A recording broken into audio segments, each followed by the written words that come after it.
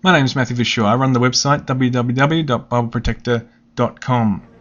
What I want to talk about is where to get the Pure Cambridge Edition. Now, there's a list of criteria that you need to see that a King James Bible will match up with, and then you will be able to know that that is a Pure Cambridge Edition. Look at 1 John 5 verse 8. That should have the word Spirit in lowercase s.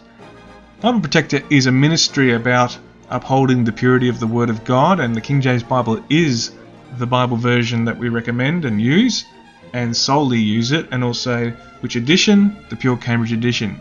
And in this, we think that that is the best edition of all, and it has been printed since the 1920s by Cambridge and by Collins, and you can find second-hand copies of this, but also you can get it for free in electronic form from the Bible Protector website, and there's various Bible software programs that have modules of it.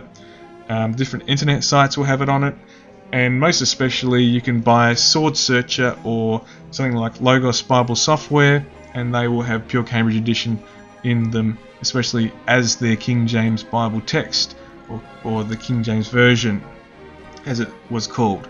So this is very good news that it is not lost, and we don't want it to be lost, but is more and more available and more accessible. There are a few places where you can buy good quality new Pure Cambridge editions. I want to talk about local church Bible publishers. They're in the United States. They're a missionary style of organisation where they're not making money other than to cover their own costs.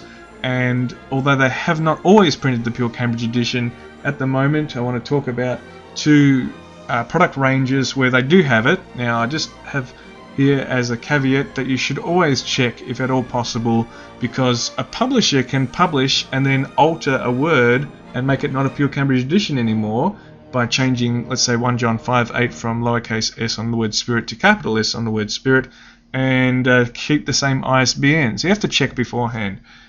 Local church Bible publishers have in number 355, that is a cowhide cover, excellent quality Bible. You can bring that with you to church, use it. I highly recommend that you get hold of that one, if at all possible that you do. Also, the smaller size, and I'll read the code to you. It's 130D3B, called Compact Wide Margin Black, and that particular edition is probably useful for a teenager or young person, a person that would be involved in evangelism, a person that would be involved in soul winning type of, one-on-one teaching, discipleship. That's the kind of Bible, or a personal study kind of Bible. That is what that one would be for. It's got a stylish modern cover, leather, and it has wide margins, so the typography is smaller, whereas in the other one, which is the standard one, the typography is larger and very readable, even for an older person, very readable, which is actually the Cameo typeface. I want to talk a little bit about some other editions, that is to say other publishers and their printing of the Pure Cambridge Edition. The KJV Popular Black Leather Bible from Collins, that's the ISBN. Now, there may be some other ones, perhaps glue bound, but you have to be careful, once again, that it's that one and not others, because Collins may have both Pure Cambridge Edition and then something that's not Pure Cambridge Edition, even though it's called King James Version. So they, of course, don't use the terminology Pure Cambridge Edition. So that's new, or you might be able to see that on shelves of bookshops still, or in some kind of book warehouse or so forth, may still have copies of that. And so Collins Bibles are pretty decent ones. They are going to be sort of a common stock standard type of Bible.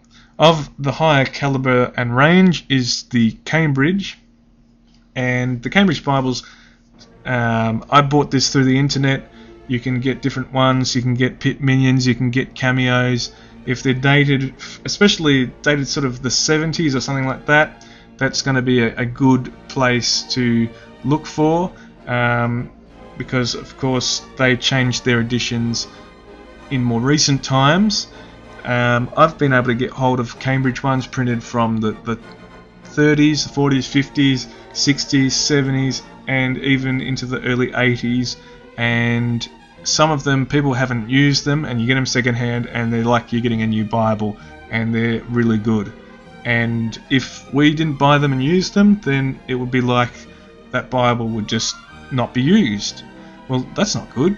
But it is good that the Lord has seen fit to have so many of them available, really, comparatively.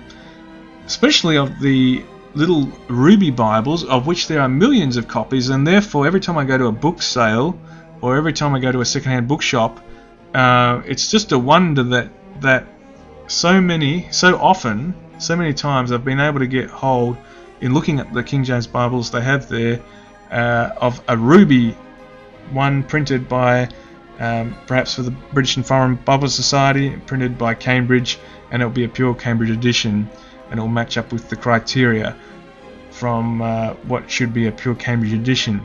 Also, I just went to a book sale, and you just look there and look at the King James Bibles, if there's Bibles, whatever there, and there was a family Bible, in fact, at a book sale I saw. It was a very large, good quality one, but it was from an American publisher.